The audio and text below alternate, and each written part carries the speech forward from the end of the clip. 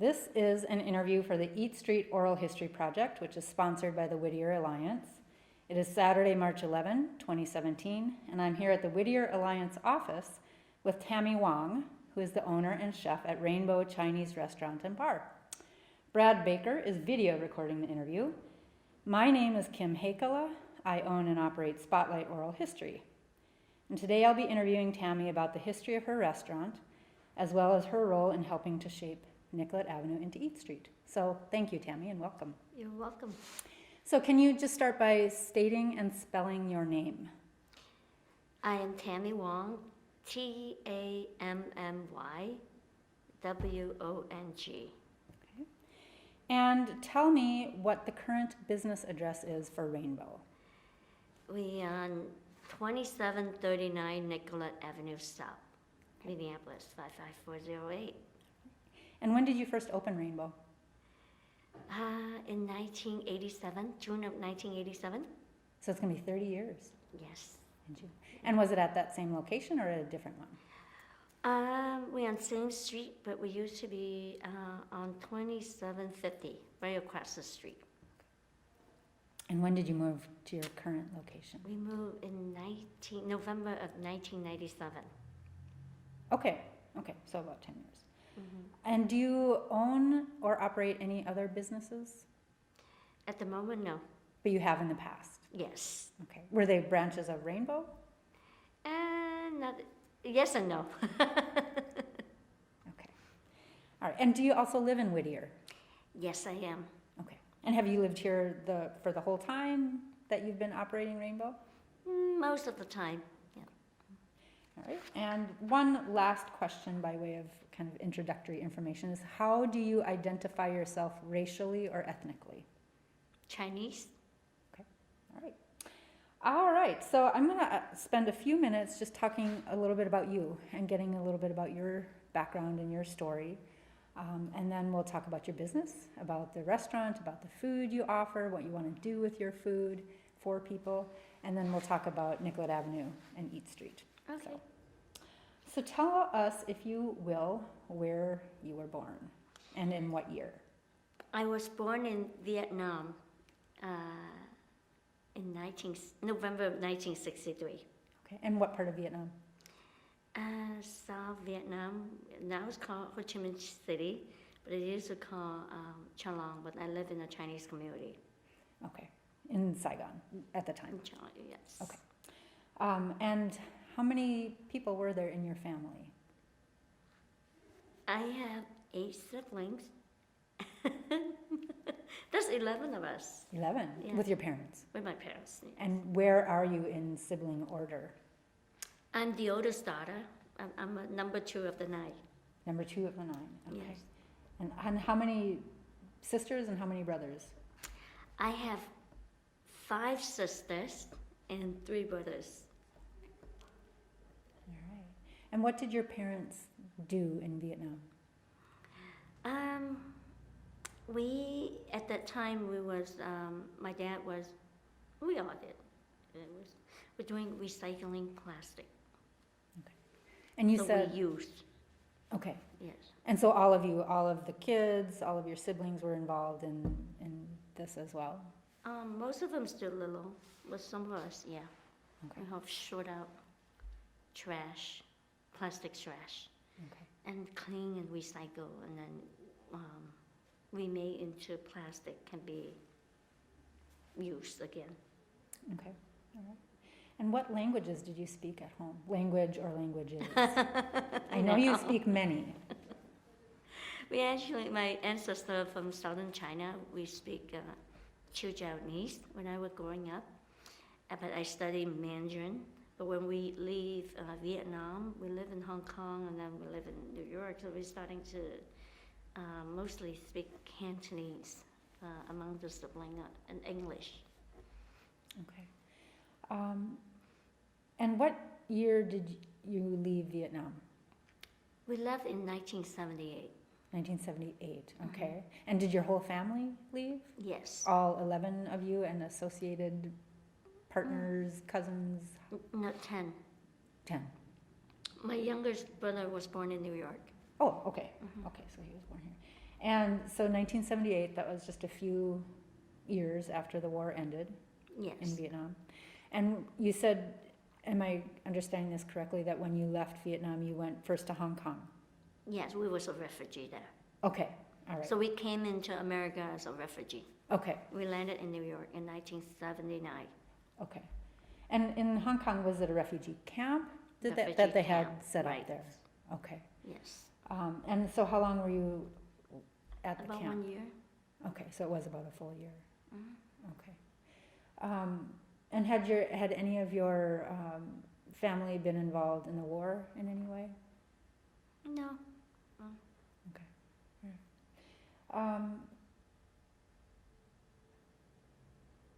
And you arrived in New York from Hong Kong, yes. okay, in 1979. And how did you end up in New York? Why New York? It was not my decision. It was, we have a sponsor. Okay. And you were how old at this time, 1979? I was 15. Okay. And how long were you in New York? And your whole family went to New Yes, York? yeah. Okay.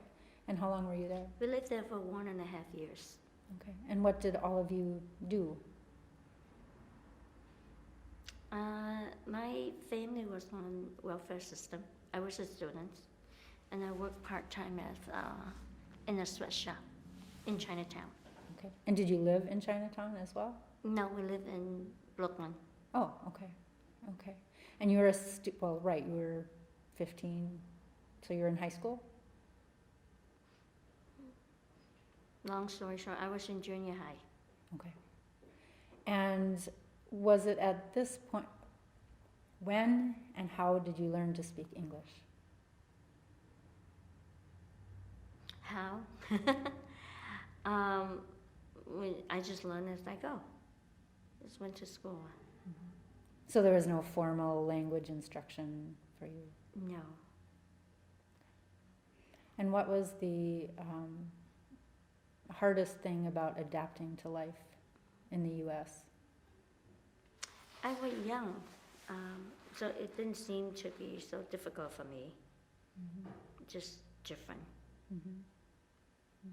And you were in New York a year and a half?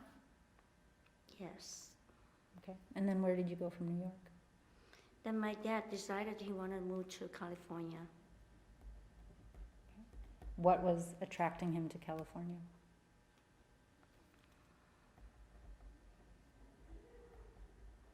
I am not sure. I think in New York was probably harder to find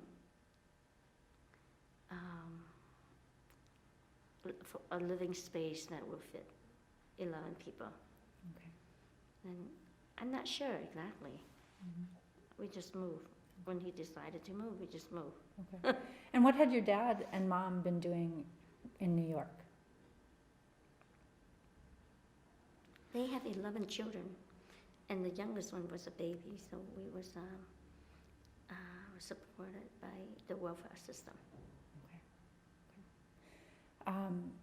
And when you moved to California, so you would have been 17-ish, something like that, when you moved to California. Yes, And you were the second of 9, so most of your siblings were younger, so everybody went to yes, California. Yes, yeah. And what The part whole of, family. We live in Oakland, California. okay. And what did you do there, or what did you and or your parents do? I was a student. Okay.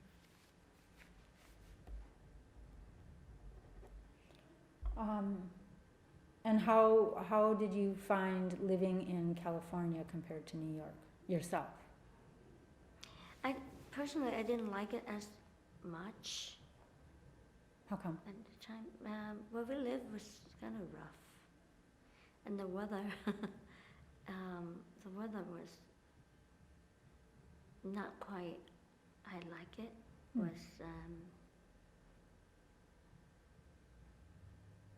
I just didn't like it. Mm-hmm. And how long were you in California? I was there for about 2 years. Okay. Okay. And then where did you go from California? We moved here in Minneapolis. Again, the whole family came from California to Minneapolis? Yes. Okay. And what prompted that move? I don't know. It was my dad's decision that he wanted to move here. Okay. Okay. And did you land right in Minneapolis itself? Yes, actually in the Whittier neighborhood. Oh, okay. So this was your first residence in Minnesota, was in Whittier? Yeah, we was, well, either Whittier or Phillip. It's right on 19th and 3rd Avenue. 19 and 3rd. Okay. Okay. And so at this point you were 19-ish? Does that sound about right? Yeah. Okay. All right. And how did you like life in Minnesota? You've done a lot of moving in your short life by this time. Well, it was my dad's decision, so we just all came, and we just get used to it. And did you attend school here in Minnesota? Yes. Okay. I went to Southwest High School. Okay. So you graduated from Southwest? Mhm. Okay. In what year?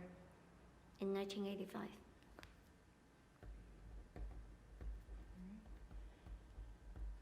And then what? What did you do after you graduated from high school? I went to business school. It's a Where? Minneapolis School of Business. Are they still around? I know the name. I It's don't called know. Minneapolis, the Minnesota School of Business. Oh yeah. I don't know. I know the name, but I don't know if Yeah. they're still around. Not sure still. Okay. And did you get a business degree from them? No, I didn't. English was my second language. It got harder, and at the same time, my dad, wanted to own a restaurant, so I kind of stopped going to school. And why, and maybe you don't know this, but why did your dad decide to open a restaurant? You know what? I'm not sure. Culturally, you just obey what your parent like to do, and you kind of work along with it. I guess was he had 9 children, and a couple of my siblings were working at this restaurant. Was called the Big Wong, and they opened a restaurant for about 1 year and decided that they wanted to sell the restaurant. Okay. The Big Wong? Big Wong. Spelled the same way that your name is spelled? Yes. Big, D-W-O-N-G. B, big. Big, yeah. And then W-O-N-G. Yeah. And where was that restaurant? It's on 2750 on Nicollet.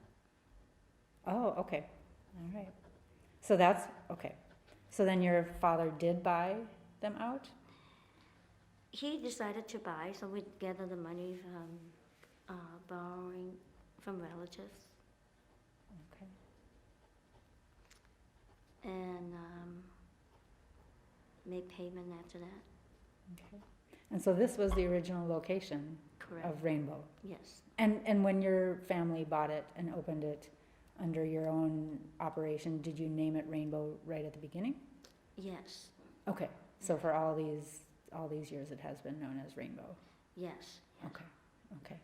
And did your dad, or any of you for that matter, have experience working in restaurants?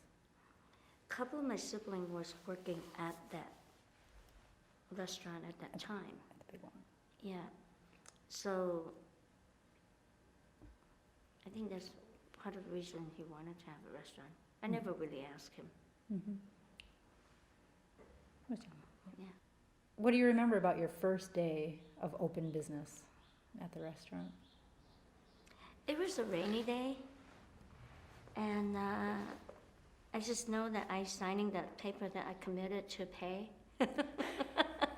So this has So to I work. had to figure out how to pay rent and pay for the rest of the money that we owe. And how big a space was it over there at 2750? About 3,000 square feet. Okay. Okay. And it had already been set up and been run as a restaurant, so it had a kitchen, it had tables, I mean, how many tables do you think it Oh, had? I think there was about 10 or 15 tables, and the restaurant was really filthy, and most of the equipments I used. I just remember most of the time going to work with the three people who worked the most. I would say myself, my ex-husband, and my mom. We spent a lot of time cleaning. We spent a lot of time cleaning, and my dad liked to get rearranging the restaurant to see how it would work for us. But then it's interesting. So did, you had been going to school up until this point, for business? At this point, I sort of quit school. Okay. Did any of your schooling, whatever amount you had, help you run the business, or Oh, was it? yes, certainly. Okay. It helped a lot.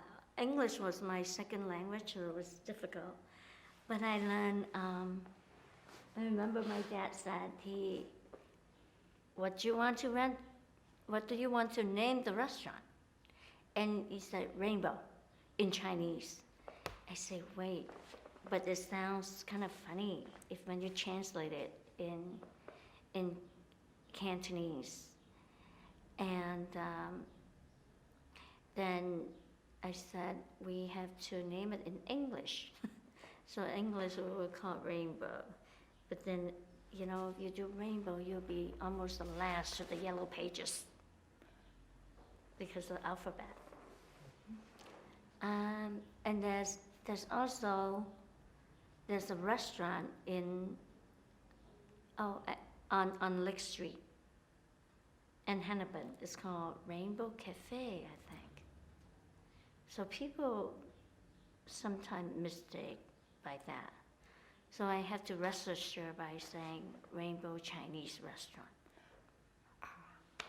Okay. So that's one thing I learned. Okay. And so how different was Rainbow Chinese Restaurant from Big Wong? I mean, it was certainly cleaner.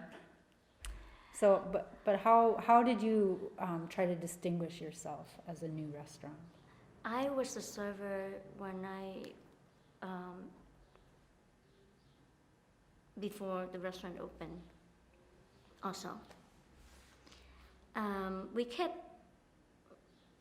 the menu with what they have, but I reprint the menu to our name and logo. I added some dishes that I think people will buy. Do you remember what they were? Like, what were your first dishes that you added to the menu? I thought chicken with nuts. that people would like that a lot. If we have Caucasian customer, they would love that. It had chicken and peanut, cashew nut, and walnuts. Okay. I thought that was interesting. And so, did Big Wong who were Big Wong's customers? Were they mostly Asian? Were they Caucasian? Was it a mix? Mostly Asian, because I'm not quite sure, but I think a couple of those people from New York came in with the noodle machine, and they were making fresh noodle. So they having the noodle soup which they are well known for a year. And then there's not much big bowl noodle soup in Minneapolis then. So we also have people come to the neighborhood to do the shopping on the weekend, directly from our restaurant. That location, there's an Asian grocery store. So people will come from other part of the neighborhood, there's a suburb or neighbor states to come shop and eat noodle soup at our place. Okay. So I guess mostly Asian people will eat there. Occasionally when we were doing the business there, occasionally some Asian customer, excuse me, regular customer. But after 1 year, we have an article that written about a restaurant in 1988 by Jeremy Agers. And did that change business for you? Substantially, yes. Yes, we used to open on the weekend. On Friday and Saturday, we open until 2 o'clock in the morning. And I remember that weekend, the people lining up until 1:30 on that Friday night. We sold out all the food Wow. that one night, because we have no idea that was going to be so busy. Yeah.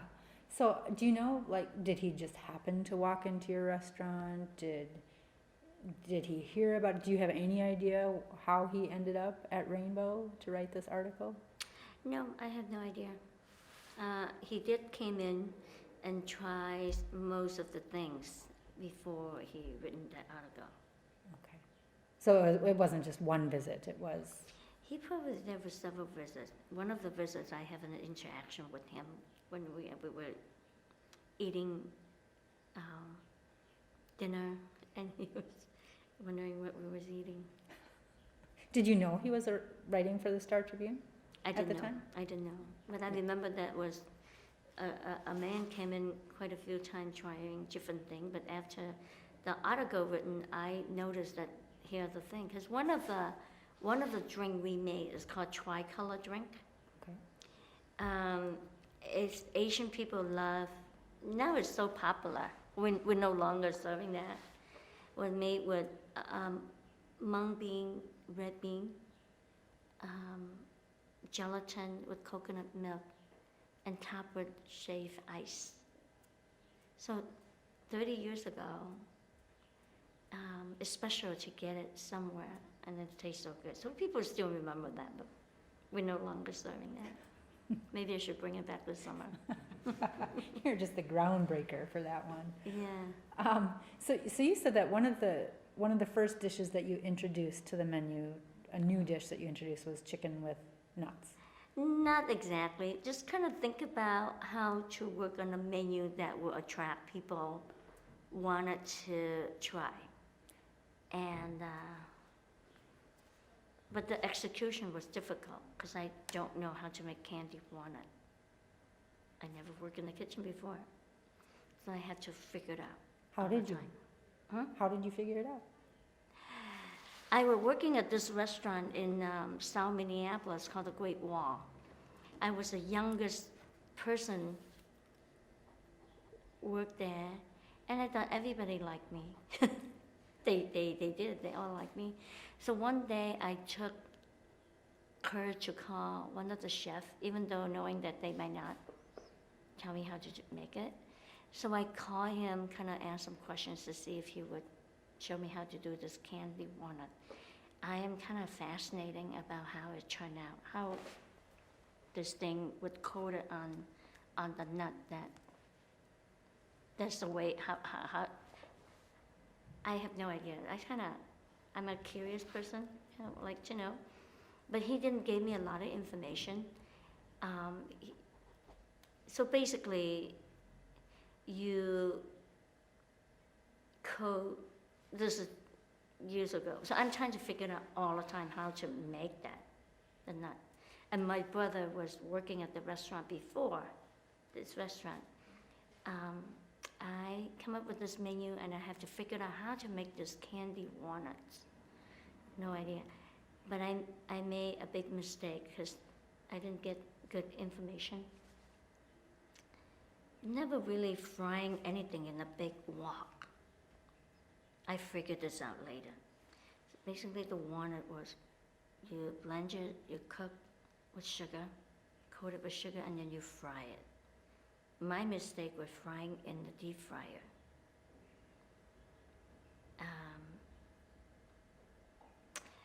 And then the sugar gets settled and burned. We couldn't drain the oil to clean our fryer. And remember, how could this happen? And then I kind of figured out we had to use we had to clean it in a hard way. So it was So trial from and then, error. the next time I tried frying the walnut from the wok. And that worked. Oh, yes, yes. So it was trial and error. Trial and error. Everything. And so when you're trying to introduce these new dishes, were you doing so with an eye specifically toward attracting a different kind of customer? Did you want to expand Yes. your customer base? Correct. Okay. All right. And did it work? I guess it's work.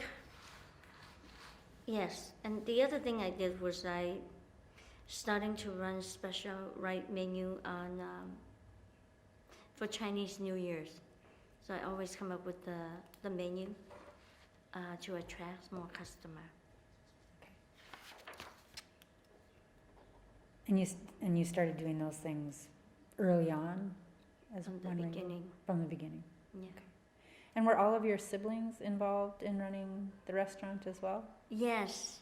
Yeah. So- When we was really busy on that weekend, everybody had to work. Even my youngest brother, he was 7 at that time, I think. So he had to help fill out water glasses. So it was a family effort. The family at first, yeah. Yeah, I was driving a sedan and I turned it into a station wagon so we could fit everybody in the car. Go home and go to the restaurant. So within a year, you open in 1987, within a year, the Jeremy Iggers article comes out and business It's starting to rise. is, Yeah. is going very well. Every year. Do you remember or do you know how long Big Wong had been operating in that space before About you? 1 year. Only about a year. Mm-hmm. And then you all come in and now it's been 30 years Yes. at Rainbow. Yes.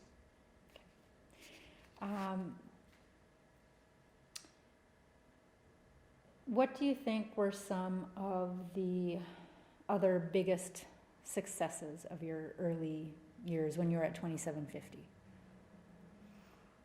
We actually were doing a lot of stuff.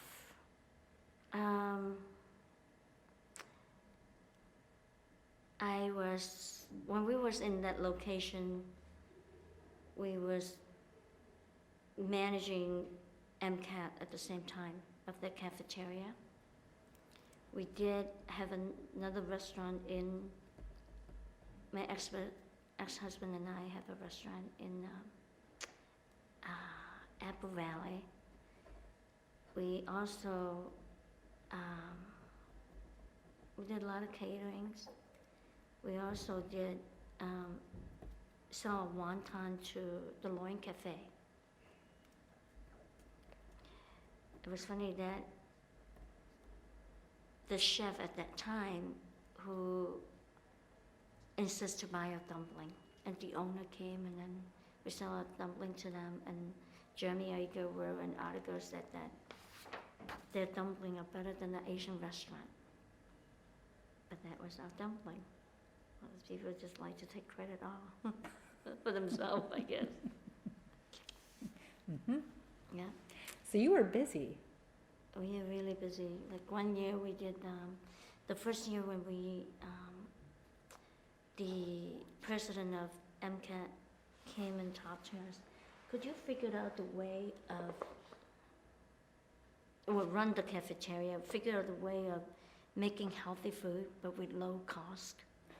So that's what we did. My sisters and I was helping at that time. We were making pizza, pasta, cookies. So we do our research, and if to keep the price low, we have to make everything from the scratch.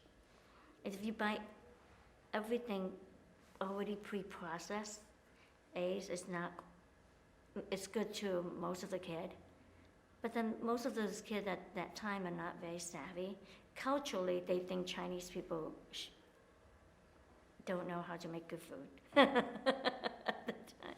But we made everything from scratch. I thought about it then, it was quite healthy food. We was there for, I don't remember, 2 or 3 years, and also did the Osaka student exchange program for a few years. So shopping from farmer market.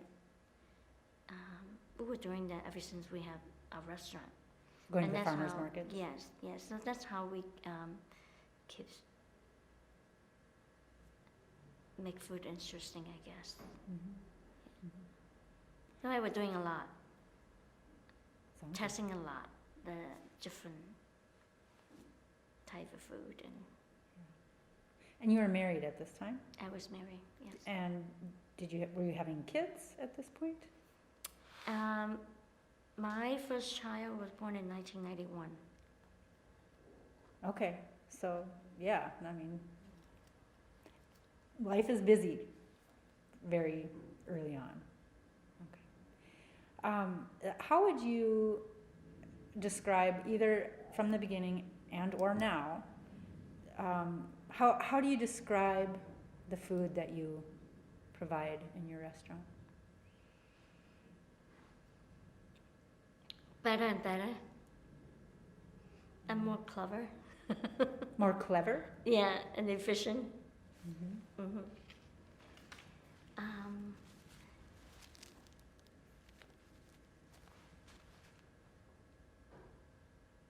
Is it mostly exclusively Chinese? Are there Vietnamese influences? Are there other kind of culinary influences? I think it's very personal. Well, as of right now, I'm constantly thinking and making adjustment.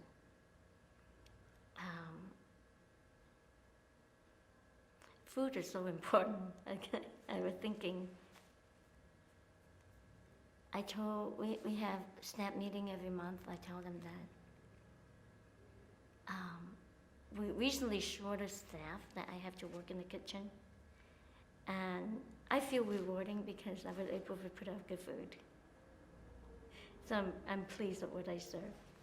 At the same time, I like my staff to be proud of what they serve. So by myself, of course, I couldn't do everything. It's also relying on all those people that I'm working with, how to share that experience or that technique of what I know. That's where I'm at right now. Right now. I'd like to continue to serve good food. There's some challenging of finding people that love to learn from me. So you have a desire to pass on your passion, all the things that you've learned over all these years to somebody else. I do. I'm going to come back to that question, to the question of who works for you and how you actually run your business. But I want to back up a little bit to the move. So why did you end up moving across the street in 1997? The building we are in right now is used to call Erickson Interior Design. This family built Victorian furniture, handmade furnitures. One of my sisters thought it's a good idea to own that building. So she actually went to ask the owner to sell that building to us. And where our current location was, because we rent and the owner are never there, there always problem that he didn't really take care of. I remember the last couple of years we was there, customer would be eating in a restaurant with an umbrella because the water was leaking through. Also, the restaurant was flooded.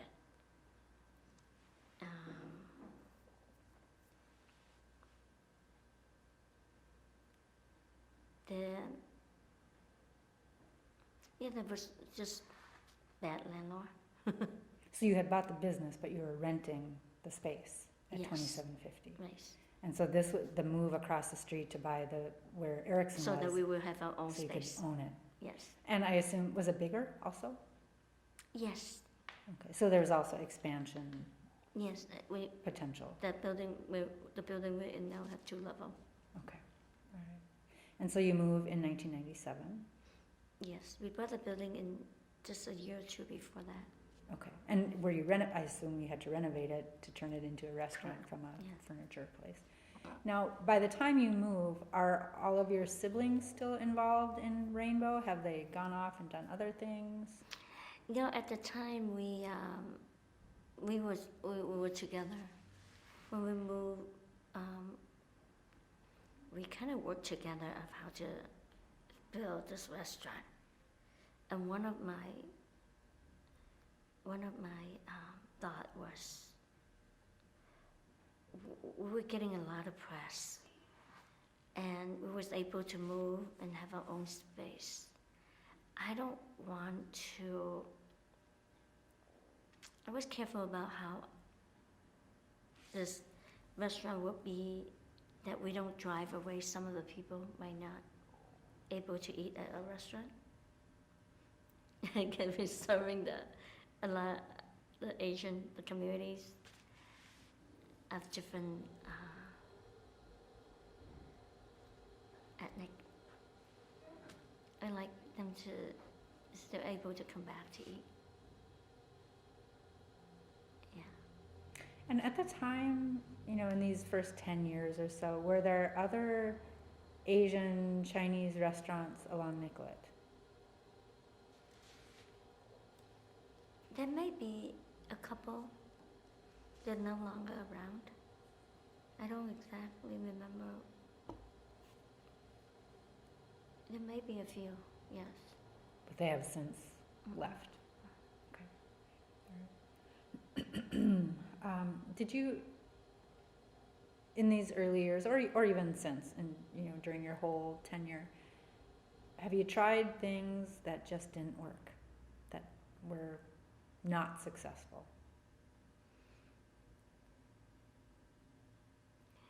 I wouldn't put it that way. I'm always trying. You never know whether it's working or it's not working. But it's certainly, whatever we was doing is working, because we are doing really well. Even when we moved across the street, we was doing extremely well. I have no idea where people are coming from. We was doing extremely well. Everybody wanted to eat at that restaurant. And even when you were in the first place, if they were still coming, even if they were eating with an umbrella. They were still coming. Yeah, when there was raining hard Mm-hmm. one couple of times, yes, they still coming.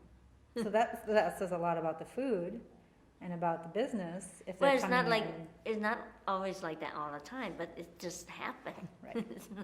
Right. It's not like they. They were coming every day. That Right. it just. But it didn't drive people away. No. How do you define success?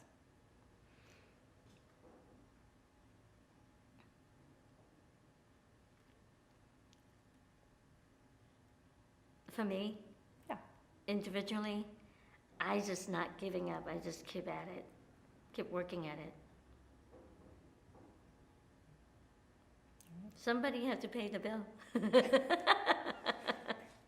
That's a motivator.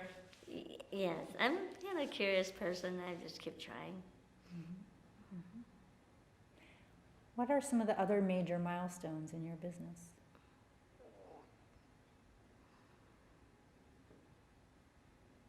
I don't know. I couldn't think of it right now. Maybe I'll tell you later. Okay. Yeah, we can come back to that. So I want to go back now to that question about staff and what is your personal current daily involvement in your restaurant? Right now, I have a couple of projects that I'm working on.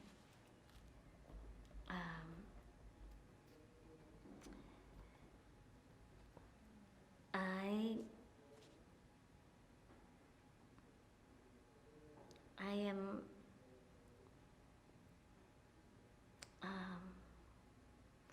currently working with a consultant of how to reach my goal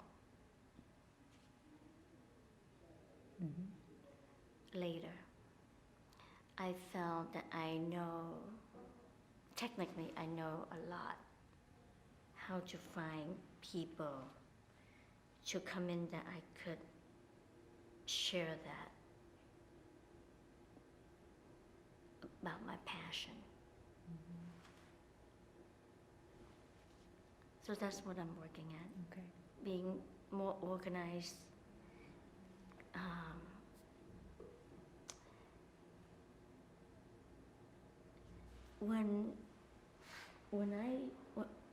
When I first came to America, there's so many refugees. People my age will work at the restaurant, sweatshop, a grocery store.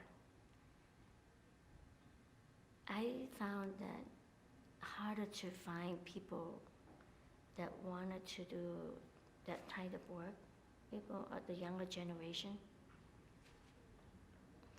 Where the restaurant is set up right now was, then when I set up this kitchen, we cook from the wok. In tray, not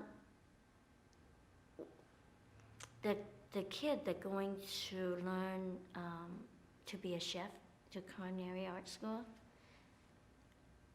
Maybe it's a little bit less now, but it seemed kind of hip for people go to learn how to cook.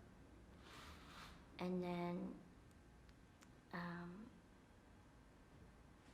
to be successful.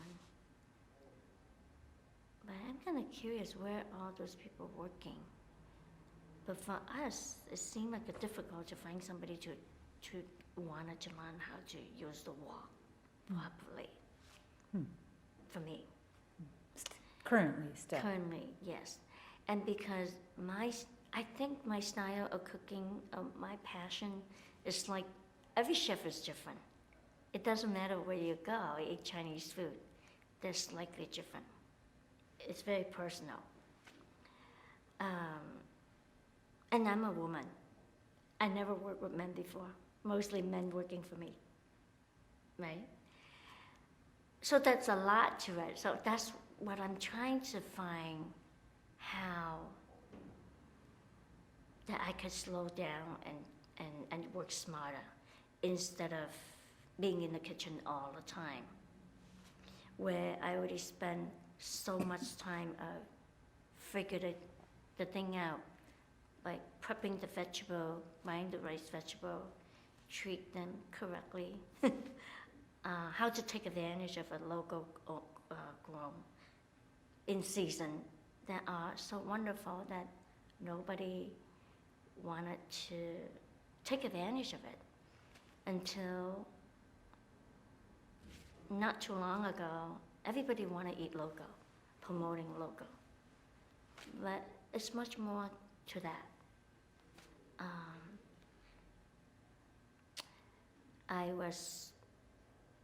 I know I have no desire to sit in the office and on the computer. I don't. So a few years ago, almost 10 years ago, farmer markets, they asked if I would give some cooking classes. And I said, in return, they will promote the restaurant on the radio. I said, sure, we'll do that. I was like, oh my God, these people have no clue. It's just like, I don't know how to use a typewriter. Seriously, they don't know how this food come from. You mean the people who would take the classes? Take the class. Okay. Even they come to the farmer market, they will sit there and they want, which part this is the vegetable, which part do you eat, how you eat it, how you cook the rice, or how you eat the whole chicken.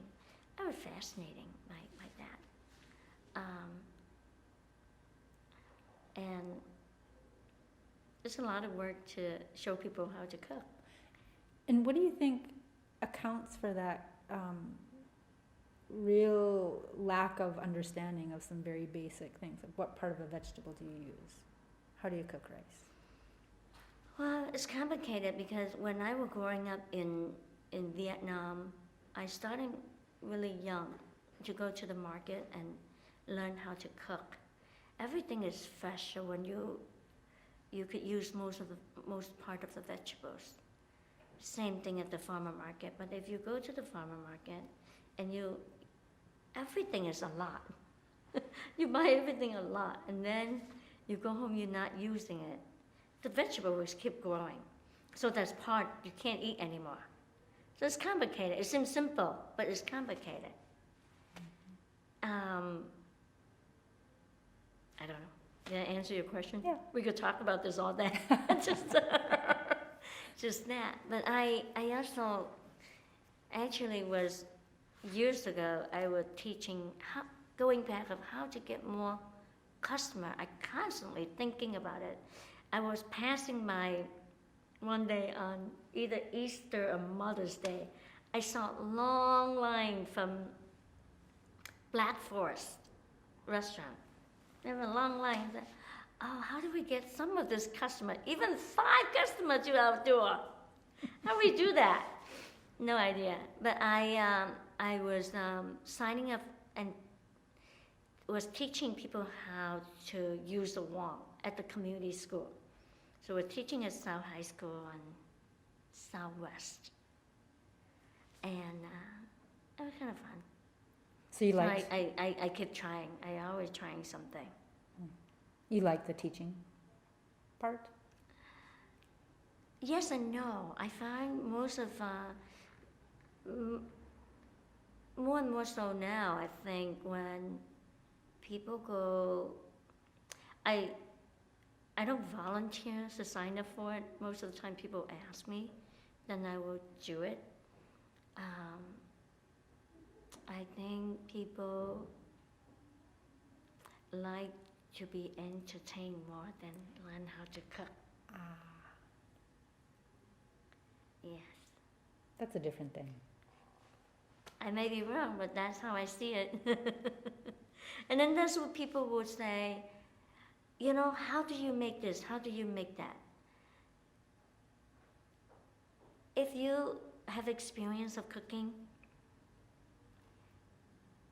simple thing people tell you, you get it. For the people who have no desire, but they say, I want to do that, but they don't have a basic, then you can't do it. I was like, you don't get it. I was like, you don't get it. Go learn the basics, come back. Yeah, you wouldn't get it. Yeah. Are any of your siblings or other family members involved in running the restaurant now, or is it you and your staff? Right now, mostly myself and my staff, and one of my brother, he is helping around a little bit. I starting farmer market. Remember, I became a member, and I have a stand at the farmer market 3 years ago. So in years of 2014, I starting to think about the longevity of the restaurant. There's so many other new restaurants. We're not in a fancy location. How could we keep the newer generation customer come to our restaurant? We're seeing so many of our regular customers starting to go away. I mean, they're no longer around. And then we see the next generation, their children and their grandchildren.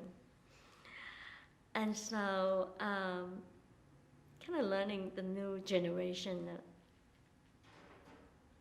I don't know much about it, but then we had to learn about this new way of marketing your company. I spend most of my time taking care of my children and working and trying to have fun. and there's so much thing you can, only so much you could do a day. And learning about this new social media, that's kind of fascinating. There's something I really don't know of a way of how to marketing yourself, how other people could be so successful, or how other people could work very little and know very little that they are able to get to where they're getting. So do you run your Facebook page, or does one of your staff people do that? I'm constantly looking for the right person to do it, so we have someone right now. And so you were talking about your customers and this kind of generational shift you see. Do you have a good, strong contingent of regular customers that come repeatedly? Yes. Yeah. And do you know them, like when they walk in, do you know them by name? Are you that close to those customers? I do. Kind of funny you say that. For some night, I will go into work. I couldn't get much done other than visiting different tables. A couple of nights ago, I have a couple of customers, they moved away and they came back. One of them is from Oregon. She said, "You have to come see me. You have to stay with me." I think she was really sincere. She was really sincere. And my eyesight's not so good anymore. I don't wear glasses. I should have.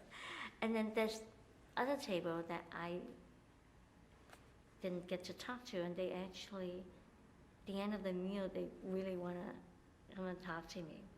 And they moved to Phoenix, Arizona. They want me to go visit them. It's the same night. And they very, very sincere. I said, wow, that's kind of cool. That's kind of nice. So I was curious, why do they want to do that? Why did they want to cook for me?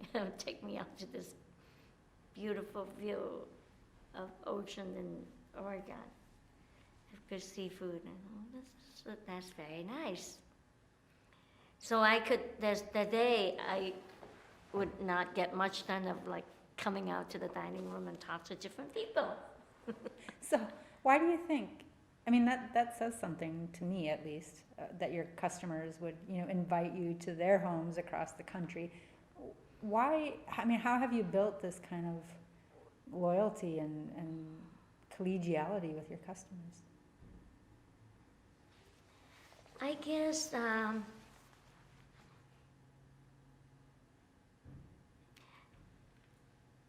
it's have a lot to do with your own personality and the people who work around you, your family.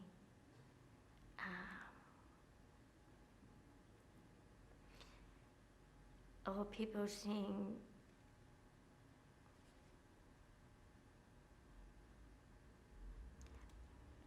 I grow, how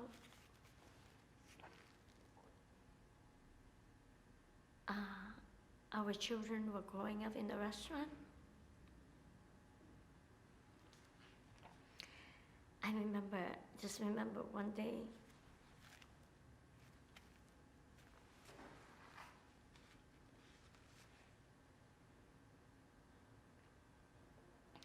when we moved across the street,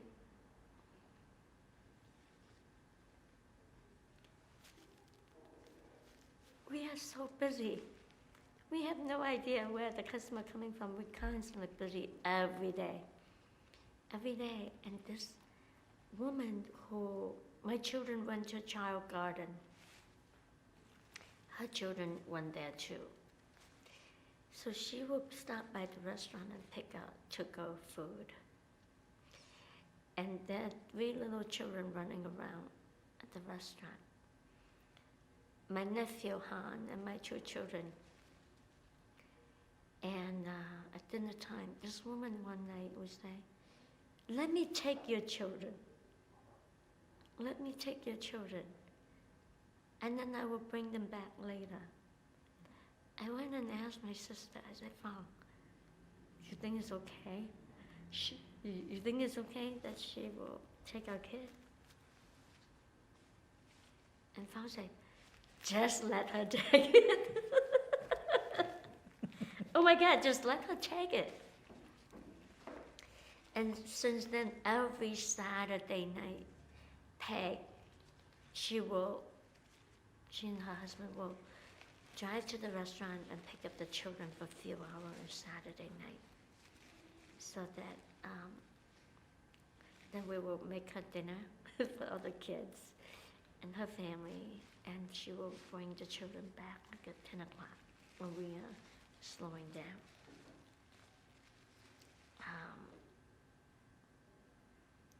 So I think people seeing through all this thing that we don't see. As of right now, we have not too many.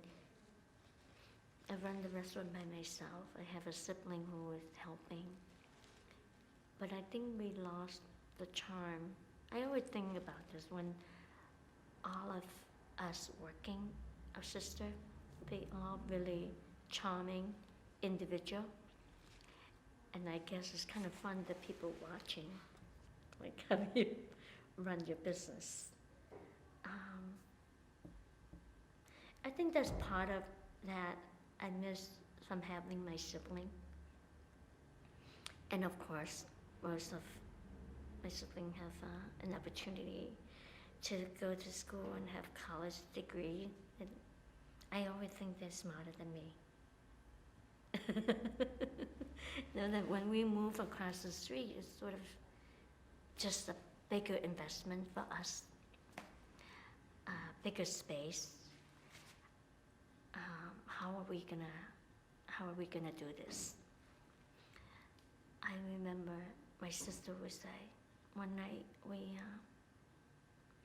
at one point we were living in the same house, and they said, well, we just wanted to help you until you can do it by yourself, but we don't want to do this for the rest of our life.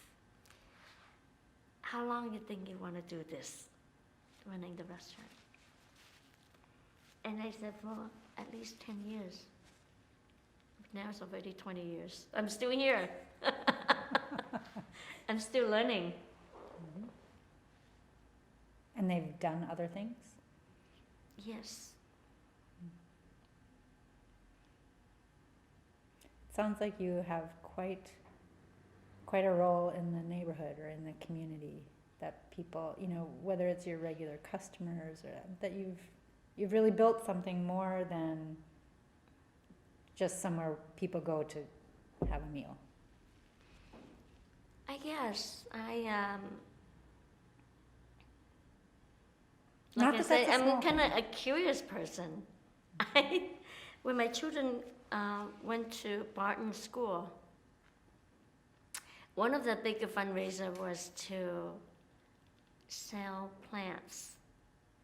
So I would take my kid going around the neighborhood selling plants. I would buy a lot of plants. But then after a couple of years later, I said, oh my goodness, it's easier to just give money and to be done with. I know that feeling. But I thought, for a kid, it's a good way of reaching out to the neighbors. We always close our door. Everybody closed the door. We don't know who our neighbors are. And so I was doing that and buying all these plants. Have no idea what to do with all these plants.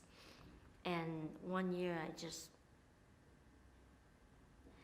I took 1 year, this 1 year starting, I want to have some color for Mother's Day.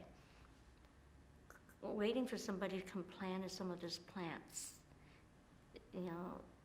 Sometimes people are busy, but I wanted to look nice on Mother's Day, so I was starting to plant. It just seemed very interesting, so I kept going back to the farmer market during the day. Most people don't know the farmer market open every day at the Minneapolis Farmer Market. So I will go there and learn about plants, what is perennial, what's annual, So I guess the restaurant also gave me a lot of opportunity of learning so many things.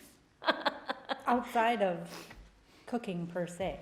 Yes, I mean, yeah. that too, of course, but Oh, yeah. other So I things. studying how to learn about herbs, about plants, you name it. I know a lot.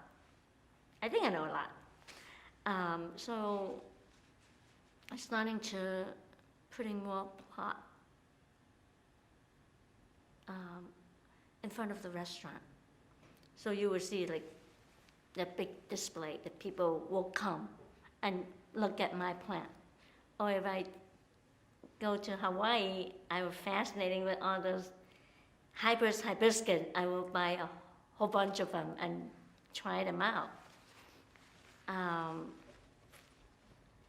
So now you see on Nicolet that there's everybody planting in front of the restaurant or their business, which is nice.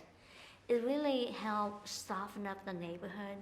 Most of the time people think about coming to the neighborhood are scary. For the younger people, they might think it's edgy, it's kind of cool to hang out on each street. But we've been here. It's amazing that we've been here 30 years. And we're seeing things changing for the better.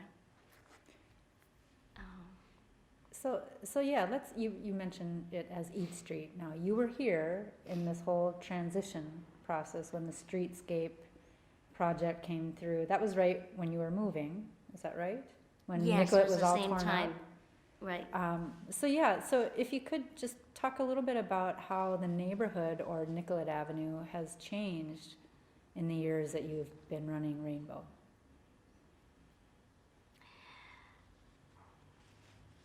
I don't know where to start, but it just seems more and more people like to come to the neighborhood now. It's much easier now for us from the end of that street where we're almost blocking the blocking from Kmart. Mm-hmm. People are still confused how to get there, but GPS certainly helped now. But that Kmart, that closing of Yes, for Nicolet that way. years and years, that was part of the problems, that people could not get through our restaurant when we was at our prime. We're so busy, our phone was constantly nonstop ringing. Most of the time, people want to know how do we get to Nicolet. Yeah. People really having a hard time how to get back to neighborhood. So we're seeing changes. From the beginning was a lot of payphone. Yes, I was going to ask you about the payphone. You had mentioned it when we first met. When we was on our first location, there at least in and outside of the building, 5 or 7 payphone. So people were using a lot of those phone for drug. I was working to have those phones removed with the neighborhood. I was on the board one year. Of the video boards, yeah. Okay. Keep telling the landlord that it will help if he replace those, take away those telephone. But his response was, those telephone are making money for him. And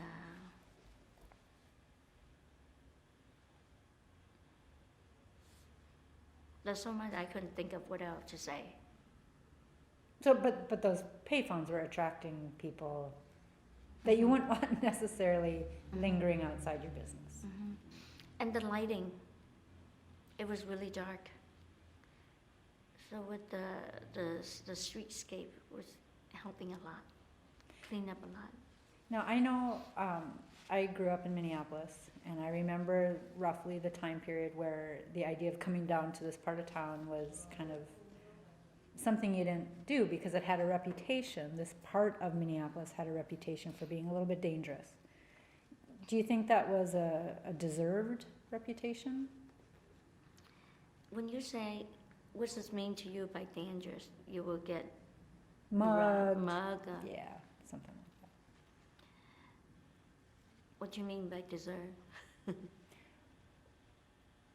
Well, you said that the payphones were attracting people who were using them to do Mhm. drug transactions. Yes, yes. Were there other issues of safety or crime or kind of livability in the neighborhood that were a problem for you as a business owner? No, we never been robbed during the day. We have over 30 years, we have a couple of incidents that people break into a restaurant. And this is years ago, before credit cards. Now, I don't know if people still break into restaurant anymore. There's no cash. So that was nothing like that. It was dark. But And it- it but, was dark, yeah. But it's not anything was seemed scary for me all these years. But it's certainly for a lot of people felt that way. And so I would do whatever I can, my part, to keep my property look successful and clean, and so that people feel welcoming. So like that, by saying that, by setting good example. Sometimes I will go to different business meeting in the neighborhood, and one of the things I thought would be nice to do years ago, and we still could do this and really focus on is beautify your own storefront. Good signage, good lighting. Was that And not everything part of is, the streetscape project that came through?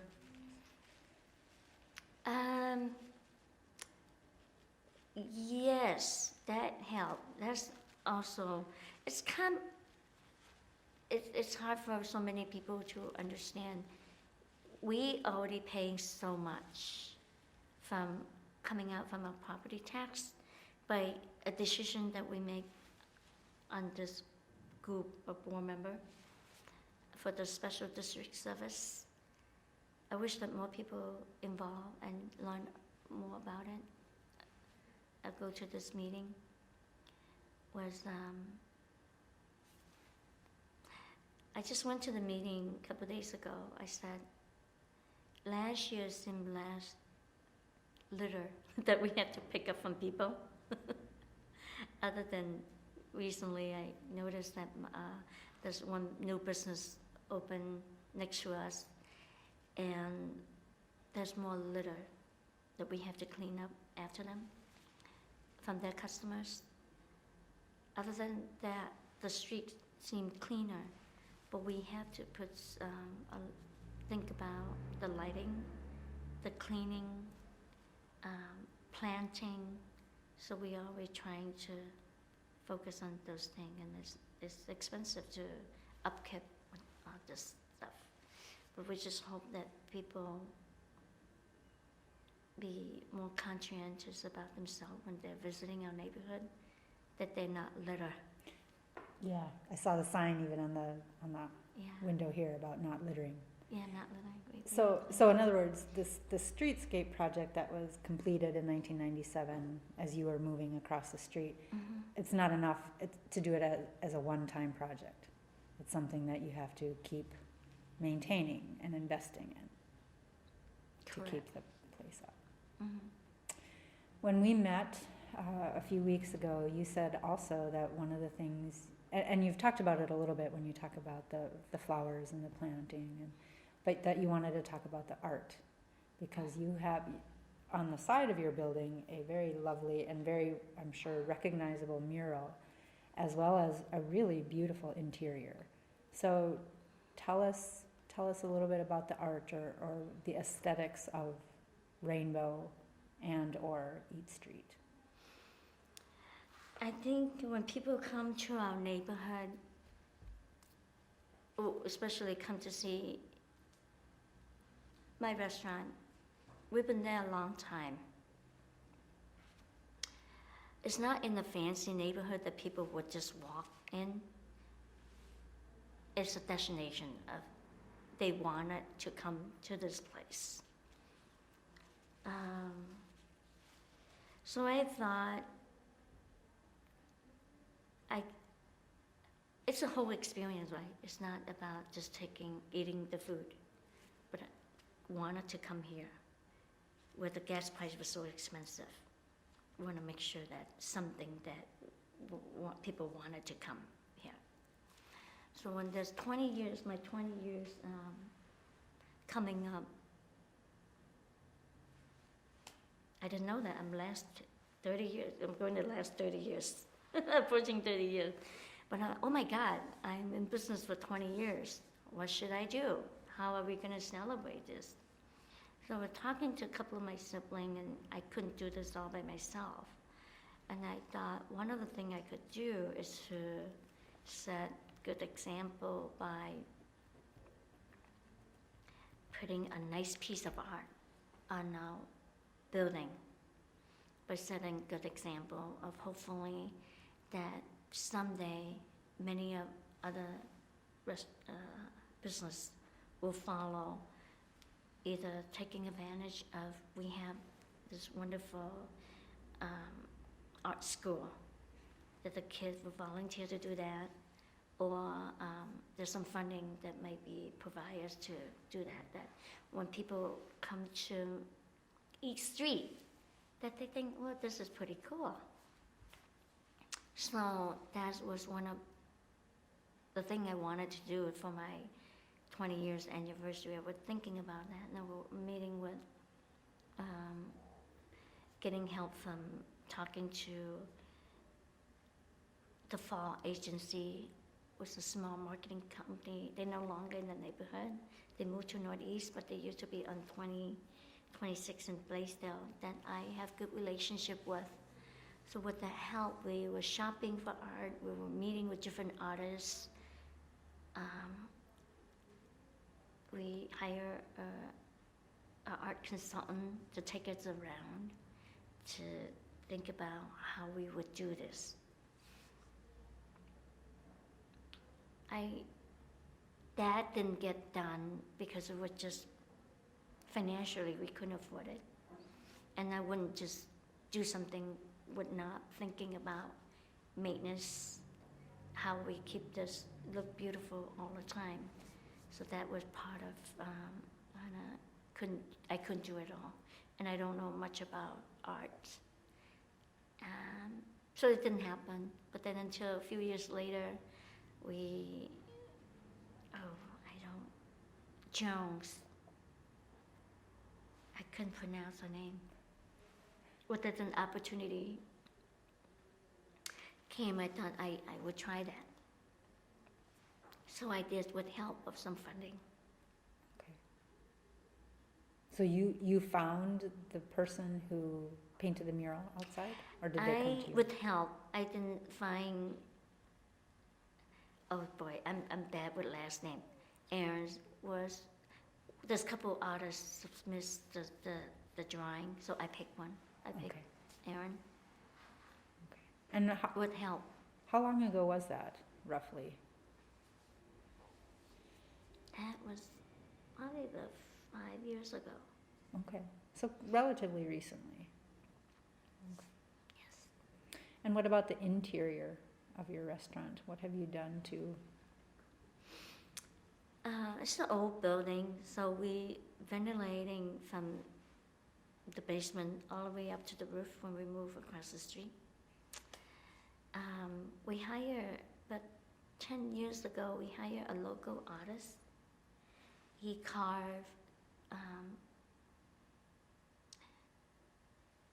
if you look at the building, there's some dragon, holding the roof. So we hired this local artist who did that carving for it. And then inside of the restaurant, there's another piece of carving by him. We remodeled the restaurant in 2014.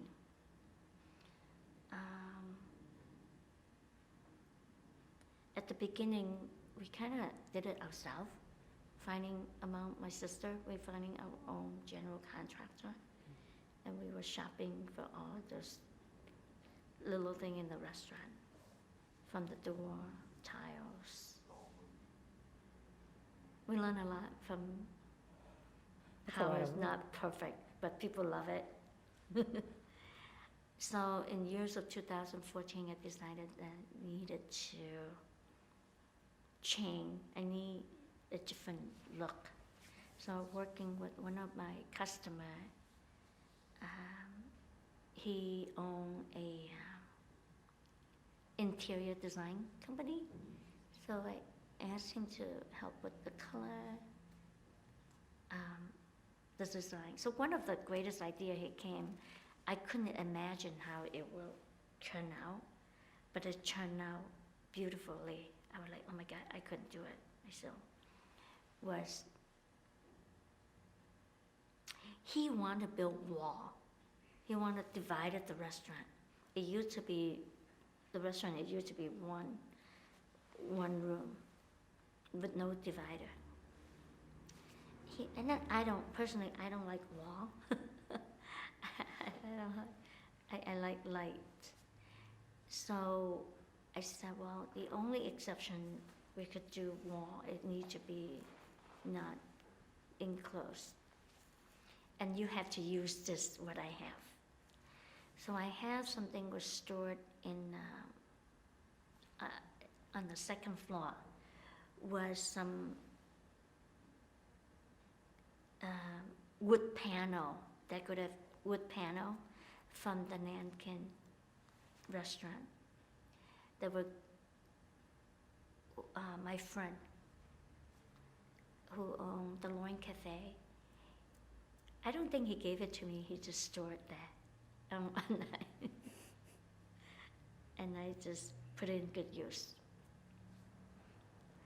So I said, we had to use this to make something out of it. So we did.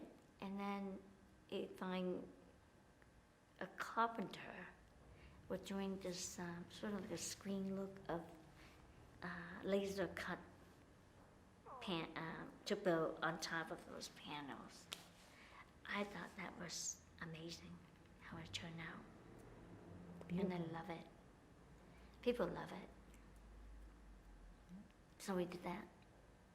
So I constantly thinking. The other thing people really love going to the restaurant, I don't know, maybe we should ask them too, was I have less orgas now. But the one thing they always remember, how could our orgas do so well at the restaurant all the time? Oh, they like our plants. And they always say, like, what, how do you do it? How do you do it? How do you keep your flowers so nice here? I say, yeah, there's somebody taking care of it. There's a lot of people talking to those plants. They're thriving with the interaction. So again, all these things, from the plants to the art to running a business to learning how to candy walnuts, these were things that you learned as you went, and because you're curious. I'm And you curious, just yeah. went to find out how to do it and how to make things work. Yeah, I just thought of something. Was when I was learning how to plant. I live in a neighborhood. There's a Soline garden. I would take my children down to the Greenway, and one day I thought, this garden, it's kind of fun to have, the community garden. So I thought give him a call. And I ended up with 2 plots at the community garden. So we're working on that. My intention was just to make my plot look good, just to beautify the neighborhood. So 1 year I just work on the soil, and then the next year I only plant hot pepper of different kind. So when you go to my 2 plot, all you see was hot pepper. And of course, with this 2 little plot, it's never really enough to use for the restaurant. But it's kind of fun to be able to do that and to be able to lead people how to work on the common area. that they can not identify whether it's we or it's not we. Kind of do as much as I can, but that at the beginning was taking a lot of my time. I'm still at it. So a couple of years ago, I thought, this one year depending on the weather in California, right? We have onions shortage. There's no onion. So I thought, wait, I'm gonna try to plant the onion. So I planted onion, and I was able to use some of it for the restaurant. Farm to table. Yes, and also I was able to compost most of my vegetables there. And of course, I probably didn't do a really good job, but we tried. I try anything. I received a phone call a few months ago where someone called me. You know, when I always like to make it fun. When I do the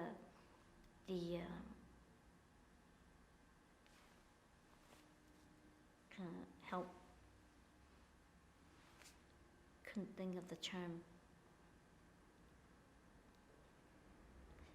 Kind of do the volunteer work of cleaning the common area. I like to bring them food, just make sure that people have a good time and clean it up.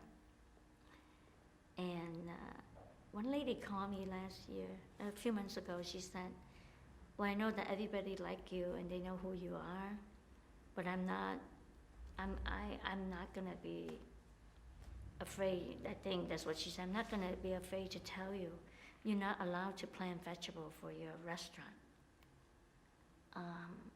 That's At your against the plot? law. At the community garden, yeah, it's against the law. So I said, well, first of all, my intention was just to beautify the neighborhood. That's why I'm doing this, and I'm not, there's never enough to grow for the restaurant. I always say this, go to my plot. I told her, I said, I always tell people, go to my plots and help yourself with whatever you like, but then weeding at the same time. Watering it, right? That's fair. But it's okay, I don't have to do that. I don't have to do that. But it's kind of fun when you're seeing things are looking good and somebody really taking care of. It was actually one of my kitchen guy, my chef. He is Mexican. He just missed the farming part. And I said, go. His name is Francisco. I said, go. Grow for yourself, do whatever I'm paid for it, make sure. And he was doing a great job on that. But it's just a little onion that we take for the restaurant, they really. I said, wait a minute, why is this a problem? It's not like we are making. We're trying to make it beautiful so that the county would not take it away. Because they could use that property to develop something else. But we are not shaping up and taking care of it, beautify it, and put it in a good use. Potentially, it might be gone. Anyway. So, I'm going to shift gears here just a little bit because we're getting close to our end. But I want to ask you about something. You're an immigrant to the United States, refugee. Lots of the businesses along Nicollet Avenue are owned and operated by people who are immigrants, who came Yes. here from elsewhere. And we are living in a time where there's a lot of controversy over immigrants and immigration and who should be allowed into the country and under what circumstances and what role they should play in the United States, etc. And I noticed on A Day Without Immigrants in February that you closed Rainbow. So I just wonder if you can talk for a little bit about what you want people to know about either yourself or Rainbow or immigrants and the role they can and should play in the United States, in Minnesota, or on Eat Street. Well, recently, I've been to a couple of the meetings about the minimum wage is gonna go up to $15. That issue, actually, it would be really hard for small business people like me.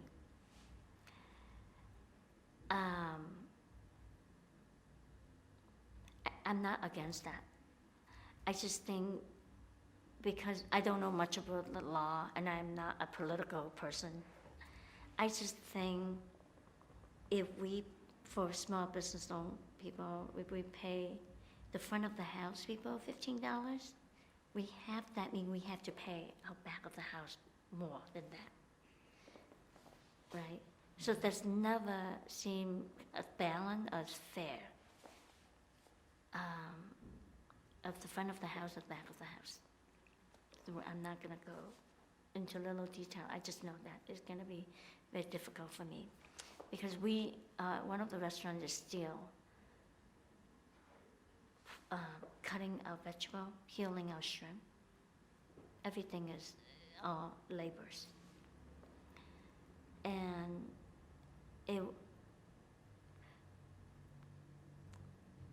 I was just thinking about this yesterday, actually, telling one of my staff. Think about when I lived in California, I went a couple of days to work with my friends. She said, just come along. Just come along. We're going to this orchard and we're pitting some fruit. I said, okay. So I went with her and her mom and a lot of people.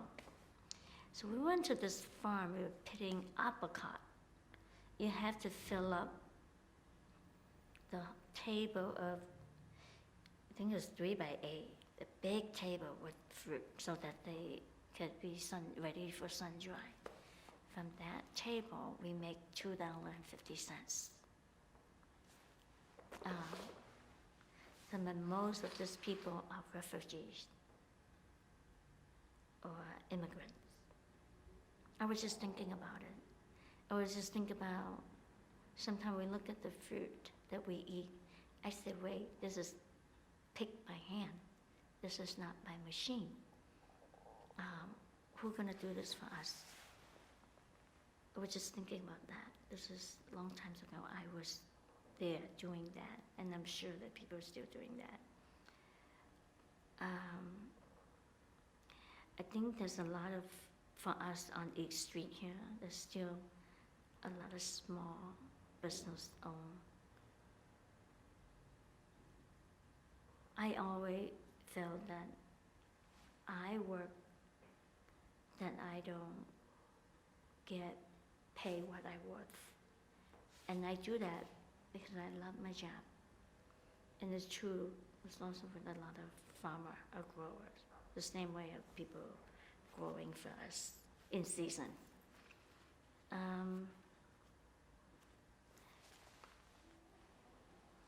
Did I answer your question? I don't know. Yeah. How important do you think, if we're thinking about Eat Street, you know, this stretch of Nicollet Avenue that has now been known as Eat Street for these 20 years and kind of help transform the neighborhood in positive ways. How much of that story do you think is also an immigrant story? Everybody have their own story, right?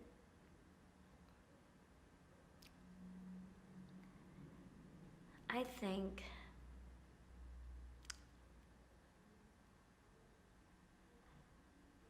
I don't know. Do people care? What do do you people think? really want to know? Do people really want to know? Do people really want to listen? if you really think about it, that people might not want to listen or they don't want to know Don't want to know about, about how it come or what kind of story it is maybe it's just immigrant. Who care about them? I don't know. Would they wanna hear? Why do they need to know?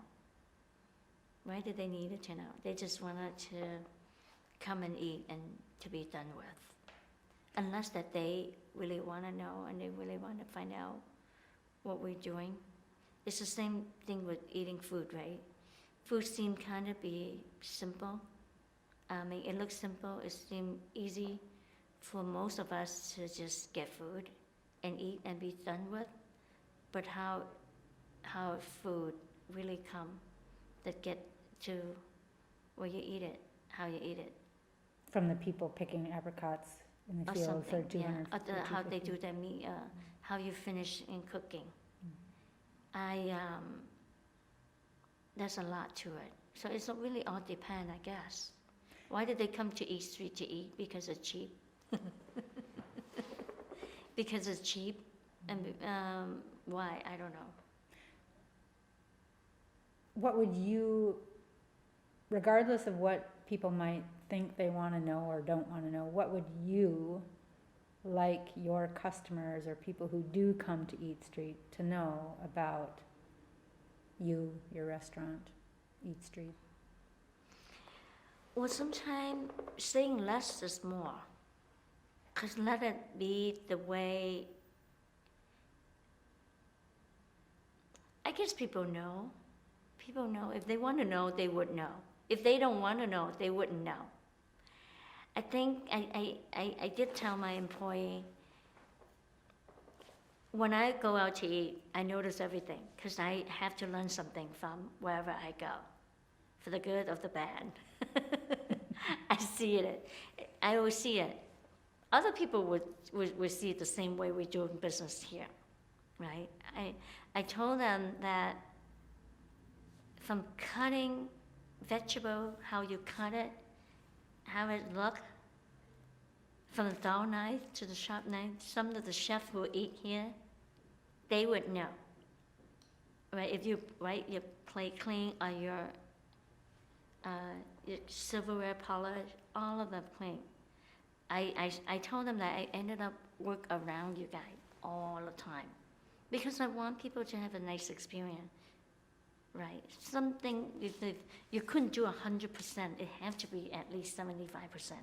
And that's why I said most of the time I have to cover half of my eye because I know that we could do better. Every day we can do better. Every day we can do better.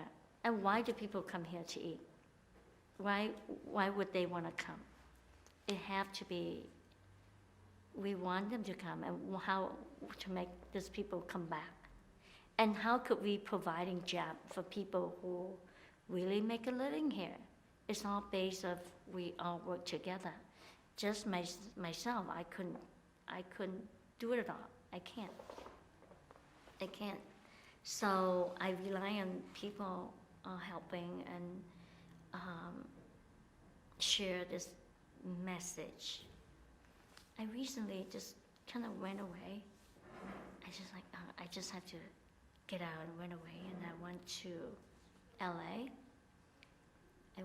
In 2 weeks, I went twice for a couple of days. And I just thought, you know what, it's kind of fun to get away. It doesn't matter wherever you go, food are not identical the same, right? It's very personal. And you always get what you pay for. Yeah, sometimes you might get a good deal, and it's very expensive for some people or some family to eat out nowadays. But I just like to do whatever I can just to keep it so that we could continue to serve to everybody, just not to serve just one group of people. But I'm pleased that we're still able to do that. Not everybody could eat at our restaurant. Over 30 years. That's quite an accomplishment. Yeah, I personally kind of excited for the weather to get better. A couple of years ago, I started to do farmer market, so I was able to test out a lot. I made root vegetable chips. I learned so much from just doing that. And then last year, the years before, I was doing drink. I was just like, oh, maybe it's a good way of training the younger generation. That this is a different way of seeing drink other than pop. Drink, all kind of drink. I kind of love it. Like doing that. So there's always something new happening. Something new for me to do. Is there anything else you want to talk about that we didn't have a chance to? Anything we're missing that you want to add? All right, probably could sit here and talk about it all day, but